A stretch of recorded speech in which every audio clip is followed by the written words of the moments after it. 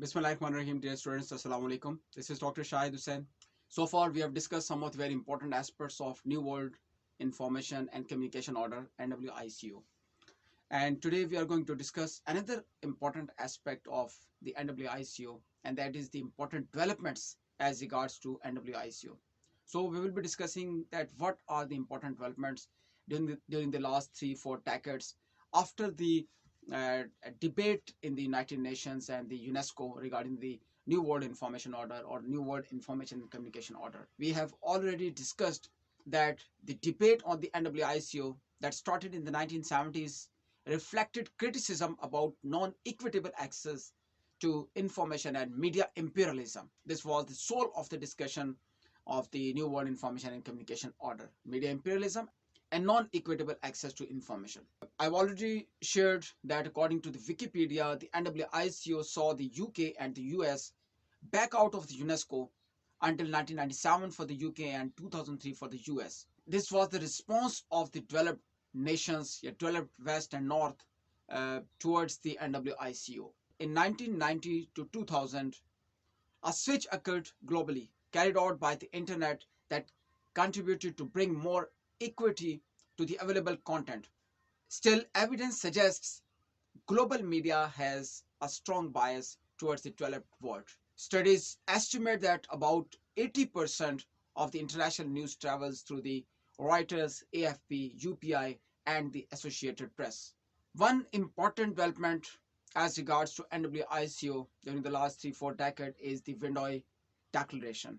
The Window Declaration for development of a free, independent, and pluralistic press is a statement of a press freedom principles by African newspaper journalists. African diplomats in Paris, Geneva, and New York's commitment has been crucial to the success of the Windhoek process. UNESCO endorsed the Windhoek Declaration, and United Nations General Assembly recognized the 3rd May date of the declaration as the World Press Freedom Day. And now 3rd May is being observed as the World Press Freedom Day every year. The Windhoek Declaration has had other significant impact on the media field.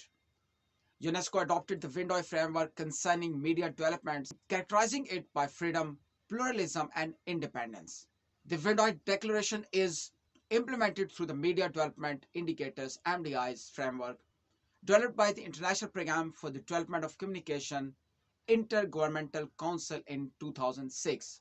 Resonating with the NWICO, the MDIs help assessing the priority areas for the media development that are the promotion of freedom of expression and media pluralism and development of community media, etc. And the community media is very important in this contemporary era, in this contemporary world. Another important development as regards to NWICO is the International Programme for the Development of Communication. As a result of the Many Voices One World 1980 report, UNESCO's General Conference launched the International Programme for the Development of Communication (IPDC) the same year in Belgrade. And the program was adopted by 39 member states and aimed at strengthening the development of mass media in the developing countries, which was the need of the hour. Its mandate since 2003 is to contribute to sustainable development, democracy, and good governance by fostering universal access to and distribution of information and knowledge by strengthening the capacities of the developing countries. Similarly, World Summit on the Information Society is another important development as regards to the NWICO.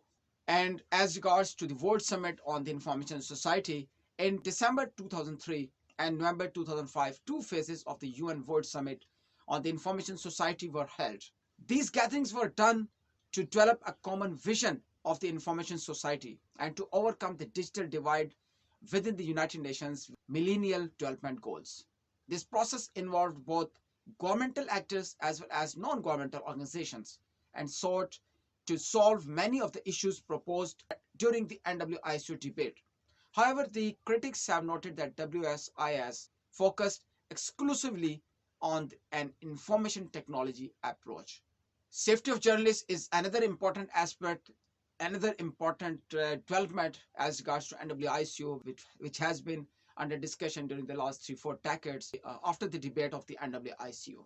Actually, the threats on journalists are one of the major issues blocking media developments. This is what we all know, that there should be complete media safety of the media personnel if we want a free and objective press around the globe. Since 2008, UNESCO member states submit information on the status of judicial inquiries conducted on each of the journalists' mishaps. This information is included in a public report submitted every 2 years to the International Program for the Development of Communication Council and is basis to the program's follow-up to killings of journalists. So these are some of the important developments as regards to the New World Information and Communication Order, which have been taking place during the last 3-4 decades after the debate on the New World Information and Communication Order. These were important to know, especially for the students who are studying the international communication, who are studying the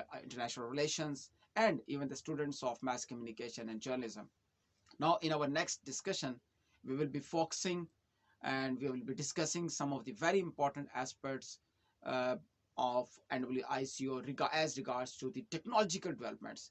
And we will be discussing that what are the implications of the technological developments after the debate of the NWICO, and to what extent the concerns of the developing countries which were shown during the debate on the NWICO during the 1970s and 80s, to what extent those concerns have been minimized due to the latest information and communication technologies, when a user is having maximum authority and maximum access to the new information, and the user is also free to share whatever he or she wants to share at any time from any nook and corner of the globe.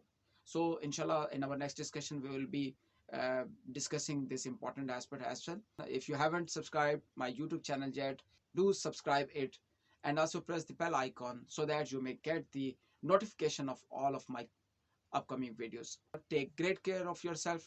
See you soon inshallah. Allah Hafiz.